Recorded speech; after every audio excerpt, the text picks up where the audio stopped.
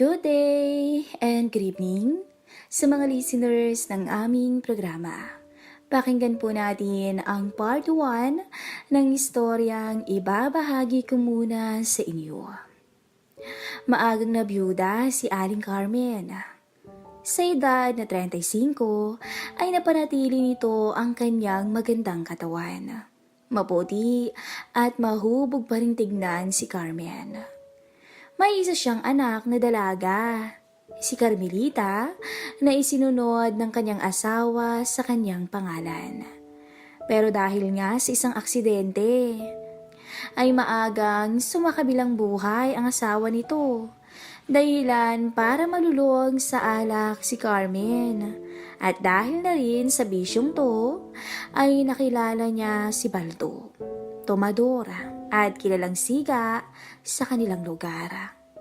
Matagal na nitong sinusuyo ang byuda at minsan nga silang nagkausap nito. Kailan mo ba ako sasagutin, Carmen? Matagal na kitang nililigawan na. Baka naman pwede mo na akong sagutin. Sabay ngising aso nito. Sensya ka na, Baldo? Kakaisang taon lang kasi ng pagluluksa namin ng anak ko eh. Sagot naman ni Carmen. Okay lang yun, Carmen. Hihintayin ko yung araw na yun. Masasaan ba't doon naman ang punta natin, Carmen eh. Bulong ni Baldo sa kanyang sarili. Pero dahil na rin sa mahal at hindi pa nito malimutan ang mister na yumao, ay hindi napapasagot ni Baldo ang byuda at nagingit-ngit sa pagkadismaya ito. Dahil may perang iniwan ang nasirang asawa, ay may pwesto ito sa palengke. Hindi lingid kay Carmen ang hindi magandang ugali ni Baldo, kaya minarapat niya na hindi na pumasok muli sa isang relasyon. Minsan, nagkayayaan ang magkukumare sa palengke na mag-inuman. Matapos ng hapong yon sa palengke, ay naligo muna si Carmen. At dahil kakumpare nila si Baldo, ay nakasama nila to sa inuman. Napahaba ang kanilang siesta at medyo ginabi na rin sila sa kanilang umpukan. Pards, mauna na kami sa inyo at maaga pa kami bukas ni Kumaring Tinding eh. Paalam ng isa. Sige Mare, kami rin ni Carmen ay uuwi na eh. Medyo lasing ng isang to. Sagot ni Baldo. Oy, hindi Nakakatatlong bote pa lang ako no. Sabat ni Carmen.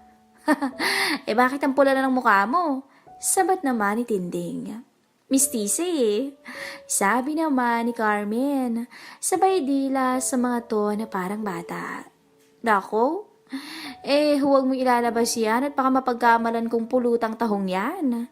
Biro naman ni Baldo kay Carmen. Kung yun ay matitikman mo. Sagot naman ni Carmen.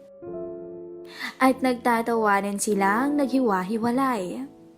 Lingid kay Carmen ay may balak itong si Baldo sa kanya ng mga oras na yun. Napadaan muli sila sa palengke. At doon sila napadaan sa madilim na bahagi. Hindi napansin ni Carmen ang kanilang tinadaanan. Pero nagtaka siya dahil medyo madilim ang kanilang pinapasukan. Baldo, namali yata tayo ng daan. Hindi, tama tong tinatahak natin. Medyo maliwanag na dun oh. Saan? Nahihilo ako Baldo eh. Medyo malakas tama ako. Ako bahala sa'yo. Bulong ni Baldo sa tenga ni Carmen. At sabay akbay nito sa byuda. Ay, nakikiliti ako Baldo, ano ba? Nagustuhan mo ba? Sabay halik ni Baldo sa punong tenga ni Carmen. Gago ka? Ano ginagawa mo ha? Baldo, huwag ganyan. Ang bastos mo eh. Sabay tulak nito kay Baldo. Pero naging maagap si Baldo. Mabilis nitong niyakap si Carmen at pinaghahalikan to sa maamong mukha nito. Napasandal sila sa dingding ng isang tindahan na nasa isang sulok ng lugar na yon. Pilit na nagpumigla si Carmen kay Baldo. Ngunit nahuli rin ang bibig nito. At agad sinunggaba ni Baldo ang labing matagal na niyang inaasam. Gago ka, Baldo ah. Huwag ka na pumalag, Carmen. Akin ka sa gabing to. Paliligayahin kita. Muling sinuyo ni Baldo ang labi ni Carmen. Halos kapusin ang hininga si Carmen sa gigil ni Baldo sa kanya. Bumaba ang pagsimsim ni Baldo sa kanyang pisngi, tenga, pababa sa leeg. At nang maramdaman nitong hindi na masyadong pumapalag si Carmen, ay lalo pang naging mapangahas ang lalaki. Dahil porsigido si Baldo na maangkin si Carmen, ay sinimulan niyang haltakin pataas ang blouse nito.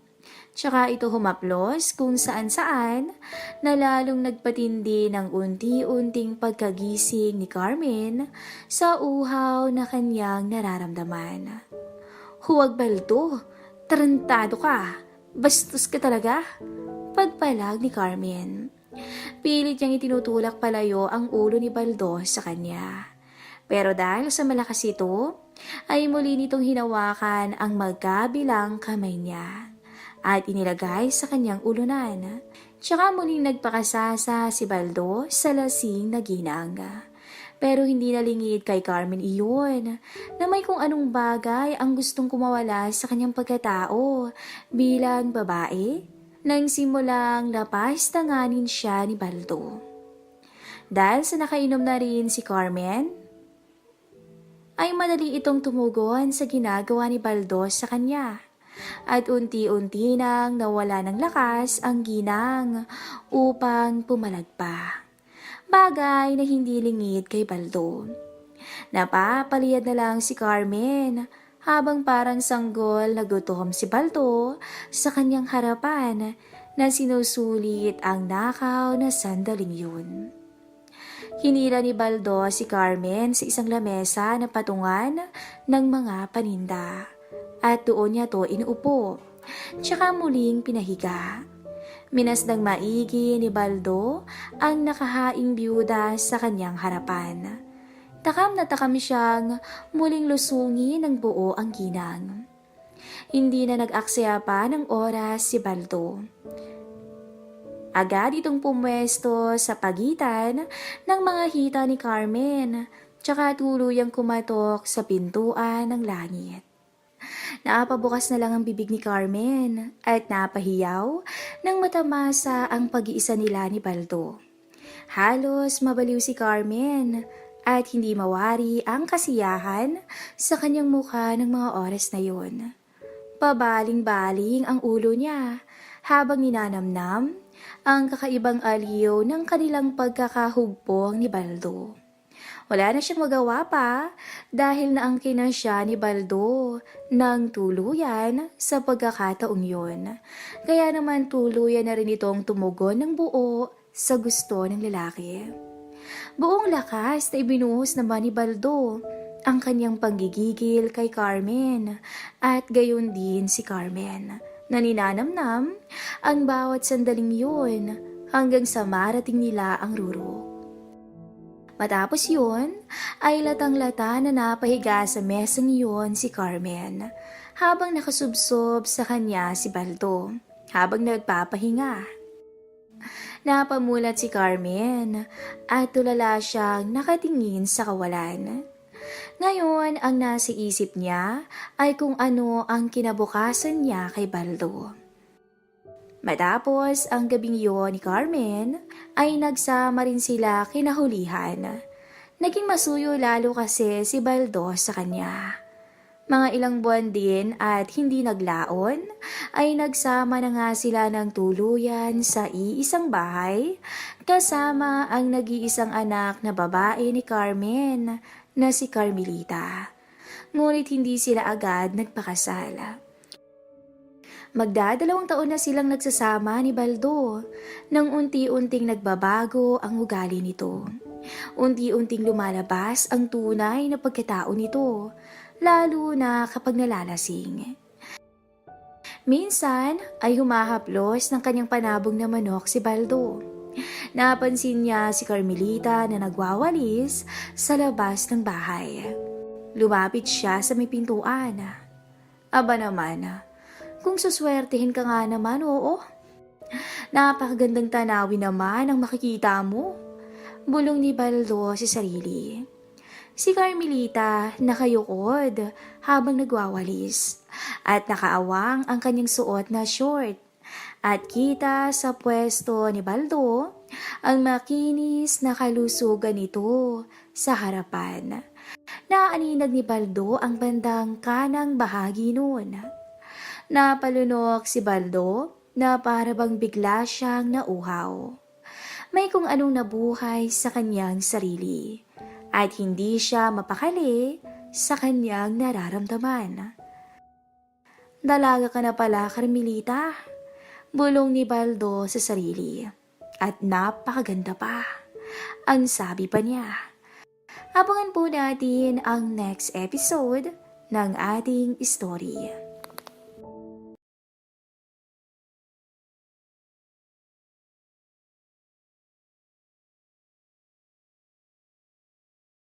Good day and good evening sa mga listeners ng aming programa. Pakinggan po natin ang part 2 ng ating story. Matapos ang gabing yon ni Carmen, ay nagsama rin sila kinalaunan. Naging masuyo lalo kasi si Baldo sa kanya. Mga ilang buwan at di naglaon ay nagsama na nga silang dalawa. Pumisan na sila kay Baldo ng kanyang anak na si Carmelita. Nagsama sila sa iisang bahay pero hindi sila agad nagpakasal. Magdadalawang taon na silang nagsasama ni Baldo nang unti-unting nagbabago ito ng ugali. Unti-unting lumalabas ang tunay na pagkatao nito, lalo na kapag nalalasing. Minsan, habang nakahawak sa kanyang panabog na manok si Baldo, ay napansin niya si Carmelita na nagwawalis sa labas ng bahay. Lumapit siya sa may pintuan. Aba naman, kung suswertihin ka nga naman, oo. Napakagandang tanawin naman ang makikita mo. Bulong ni Baldo sa sarili. Si Carmelita ay nakayukod habang nagwawalis at nakaawang ang kanyang suot na t-shirt sa harap ni Baldo. Kaya kita sa pwesto ng lalaki ang makinis na harapan ng dalaga. Napalunok si Baldo na para bang bigla siyang nauhaw. May kung anong nabuhay sa kanyang sarili at hindi siya mapakali sa kanyang nararamdaman. Dalaga ka na pala, Carmelita. Bulong ni Baldo sa sarili. At napakaganda pa. Dagdag pa niya. Mataman niyang pinagmamasdan ng dalaga. Nasa 5'4" ang taas nito. Maganda ang kurba ng katawan. May kalusugan ang likuran nito. At medyo sumibol na rin ang harapan nito, na bumagay naman sa katawan at makinis na kutis nitong morena. Mahaba ang buhok hanggang sa kanyang likuran. Maganda ang maliit na mukha nito na chinita, lalo na ang labi nito na makipot na para bang kay sarap halikan. Ito ang mga nasa isipan ni Baldo. Napakaganda mo, Carmelita. Kailan kaya kita maangkin? Bulong ni Baldo sa sarili. Kahit sa ang anggulo ay wala kang may pipintas sa dalaga. Gandang Pilipina ang matatawag mo sa kanya. Napakambyo na lang si Baldo. Nagsisimulang matakam siya sa anak ng kanyang kinakasama. Inihatid ni Baldo ang kanyang manok na tinali sa kulungan nito at muling bumalik sa salas. Ngunit wala na ang dalaga sa labas sa tapat ng bahay. Saan nagpunta yun? Hinanap ni Baldo si Carmelita. Napansin ni Baldo na wala si Carmelita, kaya nagsimula siyang magmasid sa paligid. Nang maulinigan niyang may lagaslas ng tubig sa banyo. Dahan-dahan siyang lumapit dito at pinakinggan ang pintuan. Hindi nga siya nagkakamali. Nagsha-shower na si Carmelita. Dali-dali siyang lumabas ng bahay at pumunta sa likurang bahagi nito. Kumuha siya ng tuntungan at doon ito tumungtong. dahan-dahang pinagmasdan ang babae sa maliit na bintana. Napakagatlabi na lang si Baldo sa kanyang nasilayan, sapagkat nagsisimula pa lang na magsabon ng dalaga. Kita ni Baldo ang kabuuan ng dalaga na lalong nagpabaliw kay Baldo. Grabe, Carmelita, magiging akin ka rin, bulong ni Baldo. Nang matapos si Carmelita, dali-daling bumaba si Baldo sa kanyang tinutungtungan. Dali-dali itong pumasok sa pintuan ng kusina at siyang labas naman ni Carmelita na nakatapis lang ng tuwalya at lalong tumindi ang uhaw na nararamdaman ni Baldo nang makita si Carmelita sa ganoong kasuotan. Natatakpan lang kasi ito ng tuwalya, lalo na at kita ang mabibilog nitong mga hita. Tunay na hinog na nga si Carmelita, gaya ng prutas na pwedeng-pwede na ang pitasin. Chong, andyan ka pala? Gulat na pagbati ni Carmelita. Ikaw pala, Carmelita, sagot ni Baldo. Sipo, mauulan na ako. Baka pumahuli pa ako sa eskwela eh. Medyo nakaligtaan ko po kasing tumingin sa relo kanina. Paalam nito. O sige, pumanhik ka na. Papunta na rin ako sa kwarto namin ng mama mo. Sinundan ng tingin ni Baldo si Carmelita. Lalo siyang natakam sa itsura nito. Lalo pangat na amoy nito ang natural na amoy ng dalaga. Gayon din ang bagong shampoo nitong buhok. At lalong nawala siya sa katinuan dahil lang umakyat ang dalaga sa hagdan ay naaninag dito ang bandang likuran nito na natatabingan lang ng tuwalya. Dali-daling umakyat ng kanyang kwarto si Baldo. At nang makarating doon, ay nakita nito si Carmen na nagpupunas ng buhok. Katatapos din lang pala nitong maligo. Unti-unti siyang lumapit dito at niyakap mula sa likod. Ano ba yung Baldo? Ang aga-aga naman yan. Namiss na kita bigla, Carmen. Ang tagal din nung huli tayo naglaro sa kama. Ang bastos mo talaga. Biglang hinila ni Baldo sa kama si Carmen. Pinaliguan niya to ng halik sa kung saan-saan. Biglang nadala si Carmen sa panggigigil ni Baldo. Pero nabigla din siya sa naging gawin nito. Lingid sa kanya ay hindi siya ang nasa isip nito kundi si Carmelita, ang anak niyang dalaga. Hindi alintana ni Carmen na ang gumising sa gigil ni Baldo ay ang kanyang anak na si Carmelita. Pero siya ngayon ang pinagpapala at halos mabaliw sa tindi ng tinatamasa. Halos madurog si Carmen sa sobrang gigil ng kanyang kinakasama. Tila ilang saglit lang ay masisira na ang matibay nilang higaan. Halos maluha si Carmen sa tindi ng saya at aliw na natamasa kay Baldo. Matapos noon ay agad nag-ayos si Carmen para puntahan ang kanyang pwesto sa palengke. Si Baldo ay naiwan saglit at nag-iisip. Si Carmelita ang kanyang nasa isip kanina habang nagpapakasasa kay Carmen. Hindi mawalay sa isip niya ang maganda nitong mukha, lalo na ang katawan nito. Paano niya kaya maangkin ang dalagang to? Si Carmelita ang anak ng byuda. Nag-iisang anak ni Carmen si Carmelita. Morena pero maganda ang dalaga.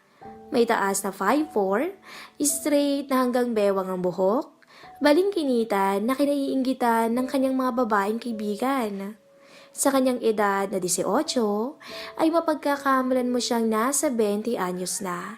Dahil matured mag-isip si Carmelita at may talino at masunuring anak pa. Minsan ay nagkausap sila ni Baldo dahil maagang umuwi ito mula sa palengke. At ubiliman ay nakipagkwentuhan pa rin si Carmelita kay Baldo. Gaya ng kanyang ina, ay madaling nagkapalagayan ng loob si Carmelita at Baldo. Dahil na rin sa hiling ni Carmen, natanggapin na rin si Baldo dahil sa nagsasama na sila sa iisang bubong. Kaya naman, nagkapalagayan na rin sila ng loob. Kumusta ang pag-aaral mo, Carmelita? Tanong ni Baldo. Okay naman po, Chong. Tapos na po ako sa taong to. Ganun ba? May boyfriend ka na ba? Baka naman tinatago mo lang. Naku, wala po. Mas priority ko po yung pag-aaral ko. Ganun ba? O sige, naniniwala naman ako sa'yo eh. Pagbutihin mo. Chong, ano po yung gift niyo sa akin? Debo ko na po sa susunod na linggo eh. Ganun ba? O sige, at paghahandaan ko yan. Dumating ang araw ng kaarawan ni Carmelita. Marami ang dumalang mga kaibigan at kaklase nito. Masayang-masaya ang dalaga. Dahil ginastuhan talaga ng kanyang ina at ng ama-amahan ang kanyang kaarawan. Lalong lumitaw ang ganda nito sa kanyang suot na gown. Hapit ito sa kanya, di gaya ng tipikal na gown. May slit sa kaliwang bahagi ang suot na gown nito na kulay pula. Kaya naman litaw na litaw ang kagandahan ni Carmelita. Maagang natapos ang programa, kaya maaga rin silang nagpahinga. Naiwan na lang ang mga magkukumpare nila Baldo at ang kanyang nanay na nagiinuman. Kaya naman nagpaalam na siya sa mga ito. Lingid kay Carmelita, may plano na pala si Baldo ng mga oras na yun. Nagpasya na rin ang mga kasama nito at nagpaalam sa kanila. Pero pinaiwan ni Baldo ang mag-ina at inayang tapusin ang tagay na natitira. Baldo naman, hindi marunong uminom yung anak ko. Paano matututo kung di mo tuturuan? Tito naman, alam niyo naman ho na hindi ako umiinom eh. Sus, wag ka nga. Masasanay ka rin. Kundi na lang naman yan eh. Oy, baka malasing yung anak ko. Sige ka, baka malate yan bukas. Walang pasok bukas, Sabado kaya. Tsaka birthday mo naman ngayon. Sige na, kahit konti lang oh. Umayo na rin si Carmen at Carmelita. Walang kaalam-alam ang mga ito sa plano ni Baldo. Kaya umayo na lang silang dalawa. Sa isip-isip ni Baldo ay nagtagumpay na siya. Ngayon niya isa sa katuparan ang kanyang plano kay Carmelita. Ang maangkin ng buong buo ang dalaga. Naghihintay lang ng pagkakataon si Baldo. At ngayon, ang gabing yun. Sige na nga po, pero tapusin lang po natin to Oo. Mamaya, akin ka na, Carmelita. Bulong ni Baldo sa kanyang sarili. Si Carmen ang uminom ng natirang tagay para sa kanyang anak. Kaya nga maaga itong umakyat sa kwarto nila ni Baldo. Natapos na nga nilang mainom ang natirang kalahati ng bote ng alak at nagpa siya ng umakyat si Carmelita. Gayon din naman si Baldo. Si Carmelita ay nagpa siyang magpunas muna ng sarili dahil nakaugalian niya na to. Agad siyang dumiretso sa banyo. Lingit kay Carmelita ay may mga matang nakasunod sa kanya. Minamasdan ang kagandahan niya. Matapos niyang maglinis ng sarili, ay nagpasya na siyang magpunas at magbihis. Naghanda na siyang matulog. Suot ang kanyang bestida na bili ni Baldo na isa sa regalo sa kanya. Sa kahimbingan ng kanyang pagtulog, ay hindi niya alam ang pagpasok ng isang anino sa loob ng kanyang silid. Maingat ang anino sa kanyang pagpasok sa kwarto ni Carmelita. Minasdan niya to dahil sa liwanag ng buwan na tumatama dito. Ito ang nagsisilbing liwanag kay Carmelita. Bagamat bukas, ang maliit na lampshade nito sa bandang ulunan.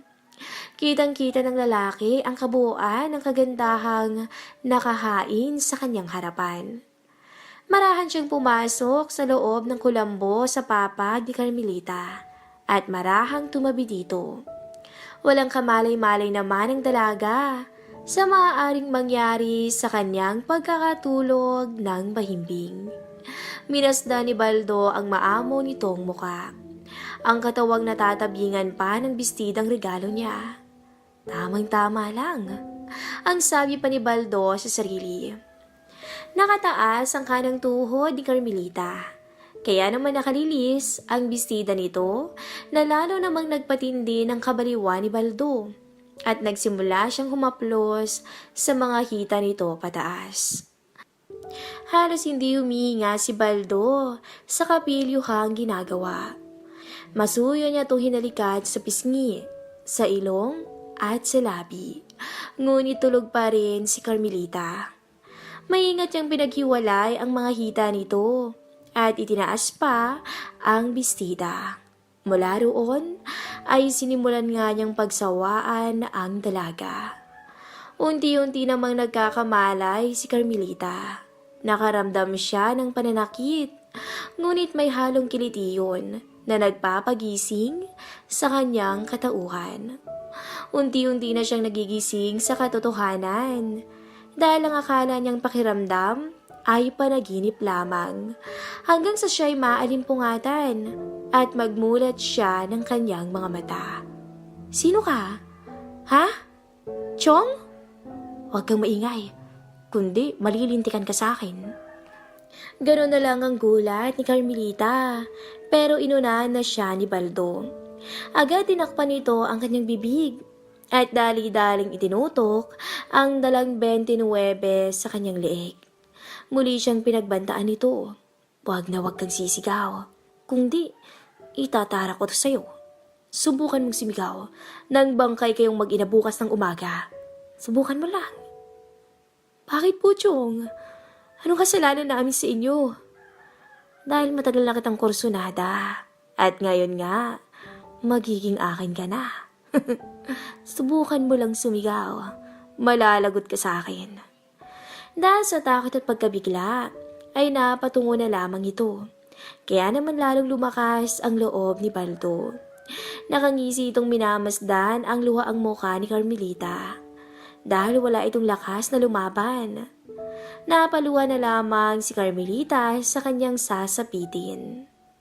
Luha ang tinanggap ang karahasan sa kanya ng kanyang ama-amahan.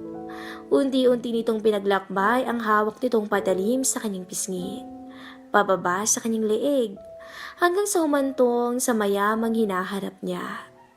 Dahan-dahan din itong tumungo sa ibabang bahagi sa kanyang puson, hanggang sa makarating ito sa gilid ng kanyang bewang. Sinimulang hilahin pababa ni Baldo ang panloob ng dalaga na tumatabing sa kanyang iniingatan. Sa puntong yun ay tuluyan nang nakuha ni Baldo si Carmelita. Sinubukan bang pumalag ni Carmelita ay sadyang malakas si Baldo. Kagat labing tinanggap ni Carmelita ang paglapastangan sa kanya ng kinakasama ng kanyang ina. Nung una ay nandidiri siya, pero may kung anong bagay ang gustong kumawala sa kanyang pagkatao na tila nagustuhan niya. Napakapit na lamang siya sa unan at kumot ng kanyang higaan at parang madudurog ito sa gigil ni Baldo. Halos mawala ng malay ang dalaga sa tindi ng aliw na tinatanggap. Napakapit na lang siya sa braso ng lalaking umaabuso ngayon sa kanya. Ang kaninang panaghoy ni Carmelita ay napalitan ng aliw habang nakataas ang mga binti nito sa balikat ni Baldo na patuloy pa rin na nagpapakasasa. Walang kamalay-malay ang nanay nito na naisahan na pala siya ni Baldo. Nang dahil sa kalasingan ay hindi dito malalaman ang mga pangyayari sa kwarto ng kanyang anak hanggang sa tuluyan na ngang marating nila ang ruro. Matagal bago nihimasmasaning dalawa. Nasa ibabaw pa ni Carmelita si Baldo at nakasubsob sa kanya. Dahan-dahang tumayo si Baldo sa higaan ng dalaga. Napayuko na lang si Carmelita at niyakap niya ang kanyang sarili. Wala si Carmen para tulungan siya.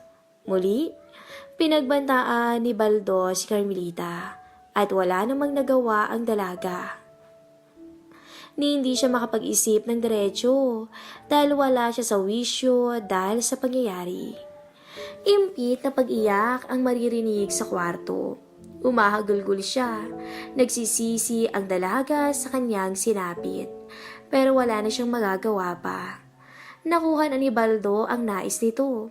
Hanggang sa makatulugan na niya ang pag-iisip. Pagod na pagod siya.